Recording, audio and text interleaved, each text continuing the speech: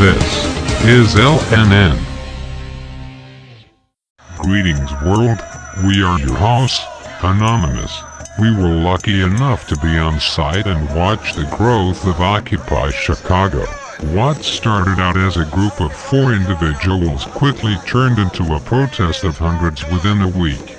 The occupation has been very peaceful, and so far no arrests have been made, but there have been small hiccups along the way. On the 29th of September, Occupy Chicago quickly went global via social media because of the heavy police presence regarding a city ordinance about items on the sidewalk. Protesters feared arrest. The Anonymous Collective feared for the protection of the occupiers.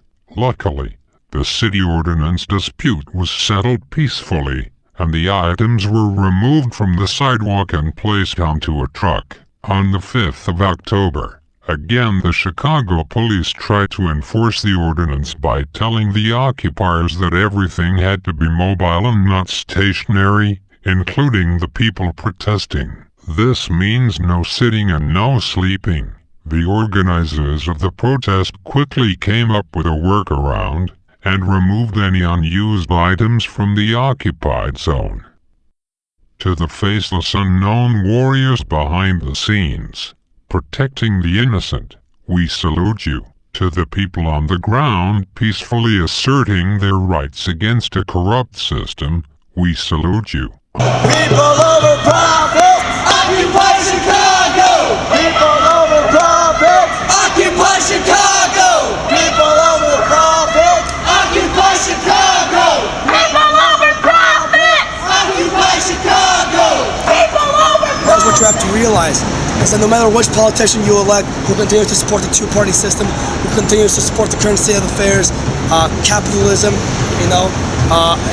it will remain the same. What we need most right now is a generator, a dedicated computer, and some type of internet connection that can get us streaming live 24/7 so we can get this out of the world and more people down here. Whatever you can get to us will help our cause and grow it faster. They have sold our privacy as a commodity. They have used the military and police force to prevent freedom of the press. They have deliberately declined to recall faulty products, endangering lives in pursuit of profit. They determine economic policy, despite the catastrophic failures their policies have produced and continue to produce. I'd like to see us generate a degree or a level of awareness that we haven't experienced in our lifetime, not just here, but like across the world, because this is the solidarity that extends from our movement to New York to the Arab Spring and everything going on in the past year or so.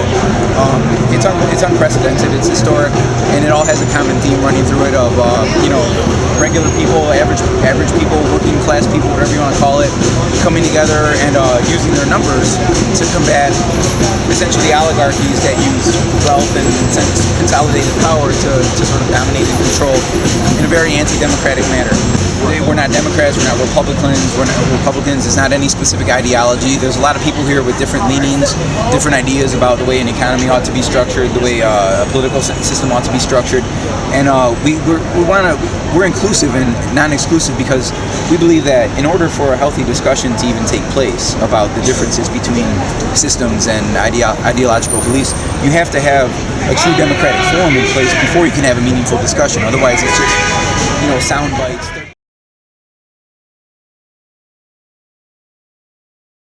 On Saturday, the 1st of October, the New York City police decided to once again play games with people's freedoms by corralling them onto a bridge and sealing off all exits.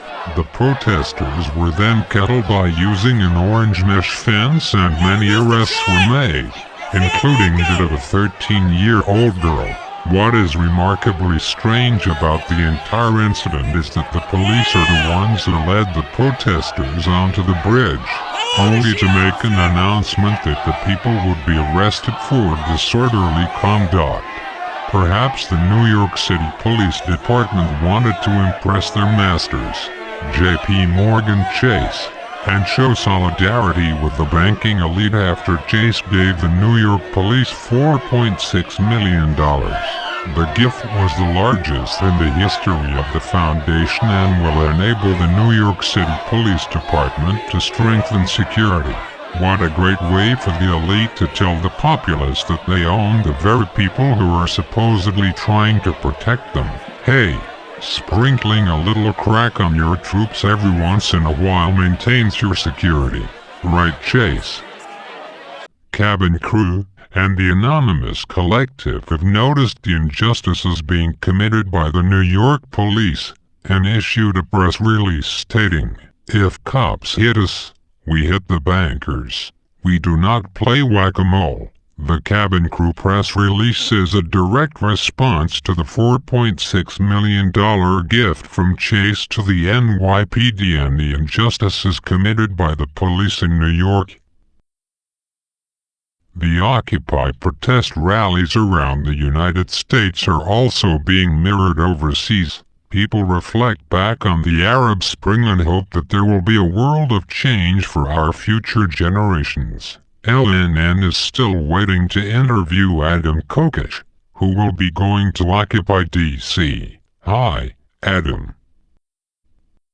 Anons, please be careful of operations that may have been set up by a government or corporation. Operations such as Operation InvadeWallstreet might be setups to arrest more people within our collective. One warning on YouTube stated, "Warning to all people. Do not participate in InvadeWallstreet.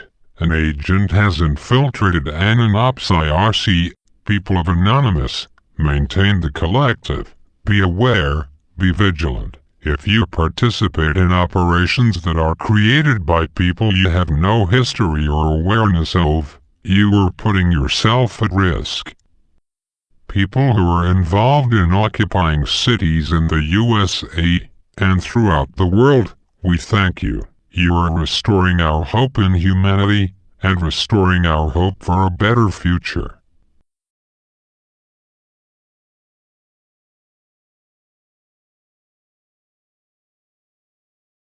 Jamie of Press Storm, ya done goofed.